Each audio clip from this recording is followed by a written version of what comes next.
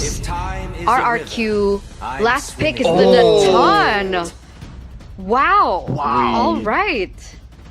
Yeah, we were talking about the Claude, and Natan is also used to be a signature Skylar pick, and it's pretty darn good against the Harith when it was meta in Season 14, if you guys remember. Every time we would see a Harith, we would see the Natan to match up against it, just because skill 2's displacement actually can stop the Harith from getting the reset. Man, the displacements, the trade in the lane as well, and of course that crazy late game. This is a bit of a toss-up, man. I feel like both rosters have a good chance. We'll see, because the lineup rating favors Onic by just a bit, 5.7 there. But at the end of the day, it's not about numbers, it's about execution. So here it is, ladies and gentlemen, one of the most anticipated matches of the season. We're gonna take a look at the Royal Derby, RRQ versus Onic. Which king will reign up top? Which king will reign supreme? Looking at the strats. It's been close. Arashi, 18-18 currently. Let's take a look at the stats.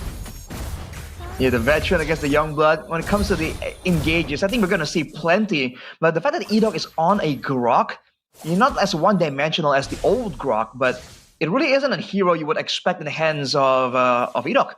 And usually when he's on a hero that doesn't have spammable engage tools, Dyron will kind of supplement the difference. Now it's a bit different. Uh-oh, Zunesh looking to go for cables already! First blood to Zunesh! Gets knocked up, but it's all good. An early start for RRQ. Tempo being set here for RRQ. And just face value before we get to see how things unravel between both of these teams. Do you think Dyron on the Uranus is a problem?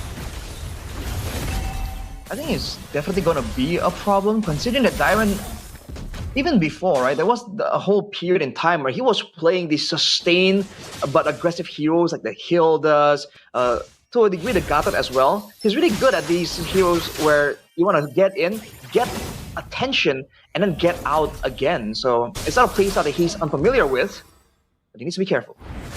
Rotations happening here from the side of Onic. Dyron caught in the bad spot, forced to flicker already. Onic getting the prio in the bottom lane as now Zunesh tries to go up top. Skyline to be ganked here. OLB, getting the flicker out in time to stop a kill from happening. That was close. That was close. Both of them actually going to force in a recall, but it is going to favor RRQ just a bit. The buying of time. That's a force flicker in for Edok. Going to recall. Perfectly set up if Onic want to go ahead and start the turtle. Does look like it's going to be free here. Zunesh still doesn't have the purple buff. And RRQ have to just play for the purple buff.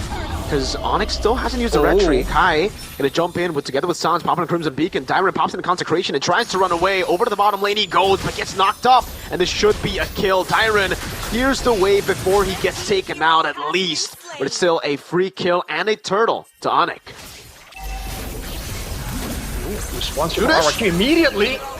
Whoa, with the burst instantly now looking for another one. Over to Kai! Could be a solo, but couldn't get the last cable in. Lutpiii looking for the stun, will be able to find it, and he gets it in time with the Vengeance proc. Sans looking for the Vengeance again, Rains with the flicker, but he's gonna be brought back. Lutpiii with the flicker as well. Vengeance not there. It was onto Edok, so Lutpiii couldn't get in range in time. Right, the exciting trades, they're going back and forth. Zunesh, quite impressive on this Fanny. But again, the punishes have been going through, and even in the laning phase here, Toy is really winning overwhelmingly XP-wise.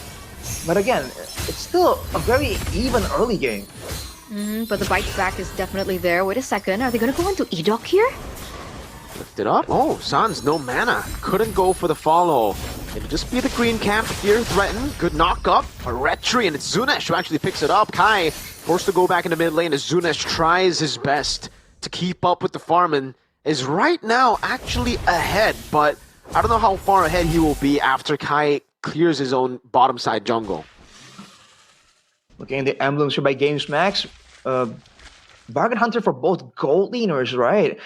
With the Inspire for Skylar is going to be able to spam out more. Sushin with Tenacity, so Sans is fully respecting the damage potential, but again, for Rince, who's going to be playing aggressively, will do this blasting with the Rupture. So he's trying to roam as much as possible and influence lanes, but he really hasn't been allowed to do so due to the danger that Onic is posing through that trio mid. Yeah, not just yet. You can see, Dyron. Oh! But the airstrike coming down, Lutpiii still able to survive. Final slash! Oh, Lutpiii with the outplay! Now Zunash knocked up, still has the cables to get out as Dyron walks away too. Edok doing the same thing in the mid lane with Rin's down. It looks to be a free neutral objective again to Onic. Again, these timings have been perfect. Turtle 1, it was Edok. Speaking of Edok.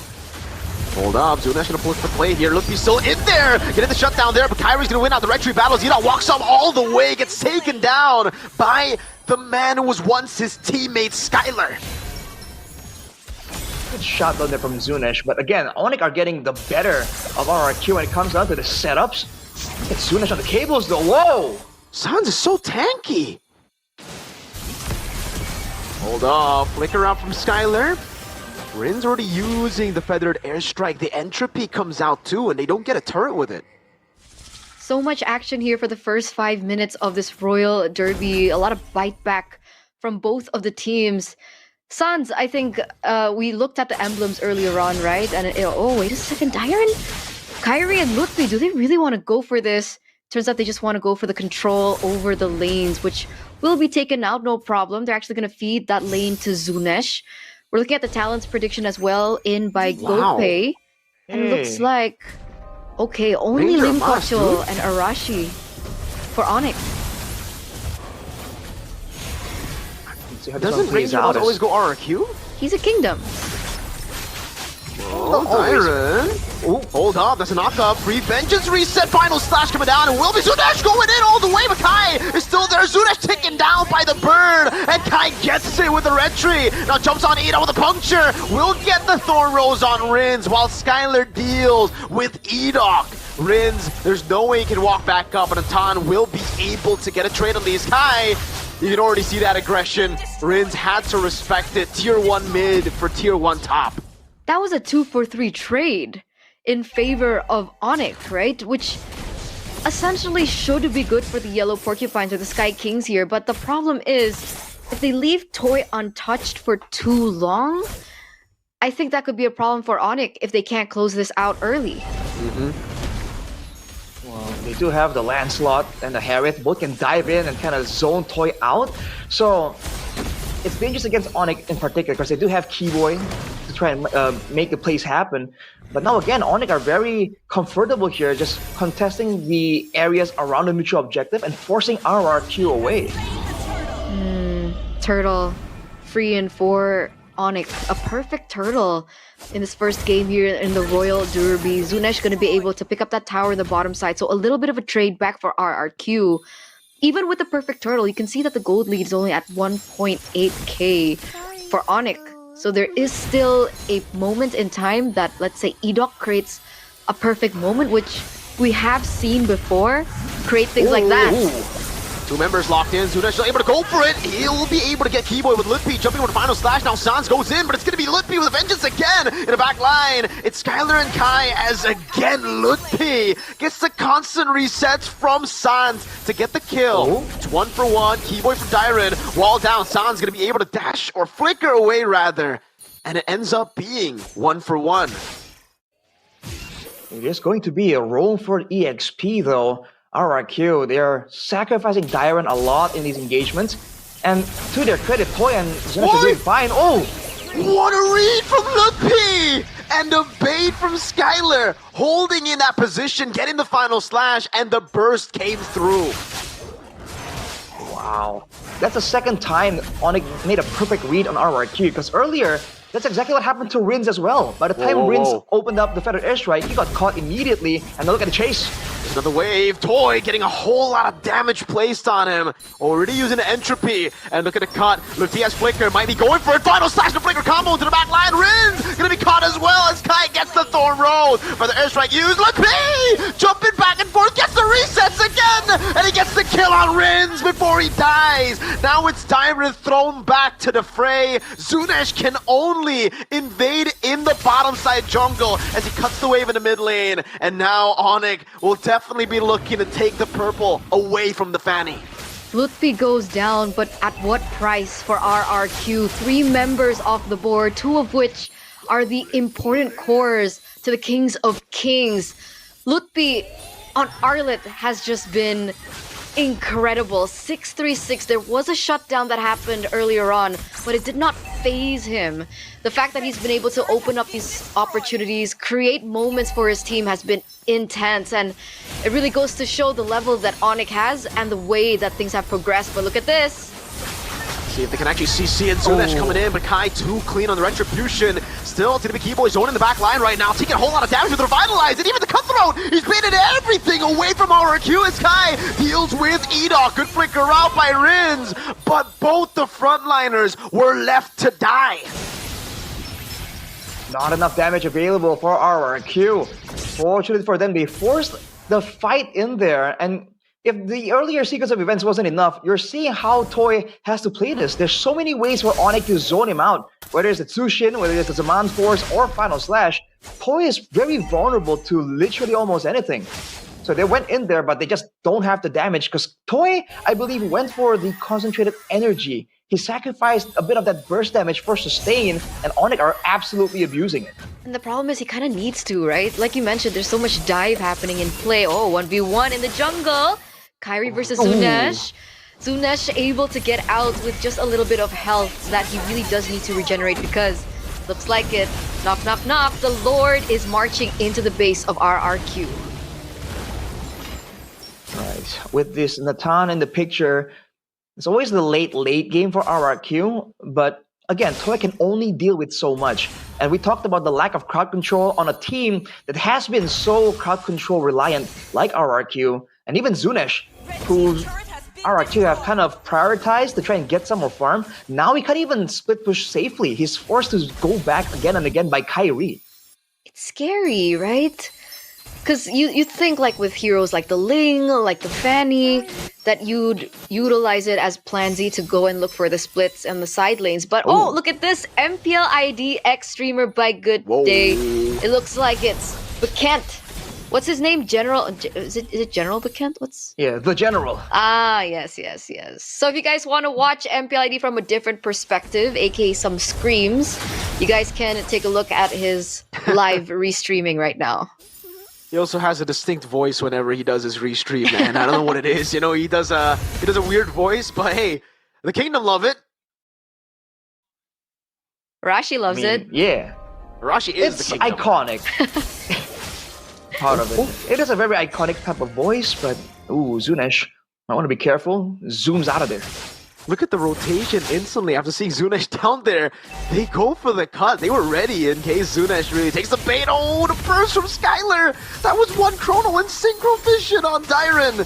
No purple buff as expected for Zunesh. And now it's Edok on a tough spot. Has to use the ultimate defensively. Even Rins. That was one Thorn Rose on him. And it almost just took him out.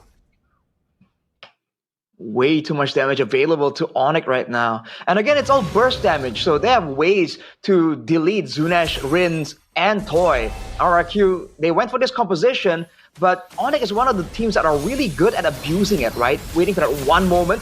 Dyra now forced back again. Onic with a perfect turtle control, now going for the Lord control as well.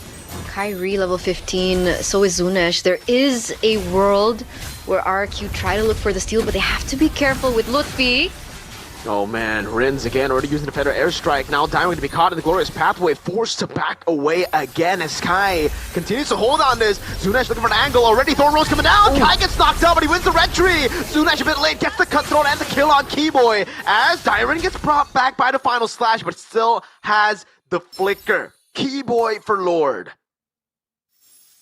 Seeing a bit of the nerves there for Zunesh. I think he went for a cable right there, right before the steal, and he missed one. One cable went back to him, and that might have costed them, you know, the 50-50 that Eterna was talking about. One kill onto Keyboy for the Lord. I think Onic are very happy with that trade. They have to crack open the base now against a Farsa Natando.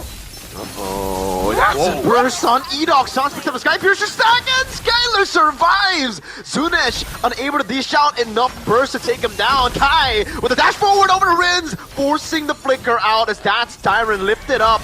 Still has flicker. Toy with the entropy now coming down again. Final stack from Lutpiii gets 2 while Zunesh was flying.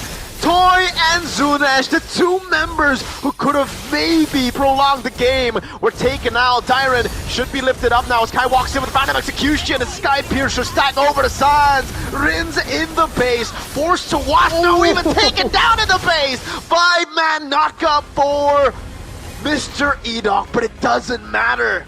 Onic take game 1. Take game 1 in such a dominant fashion. From the start of the game, already controlled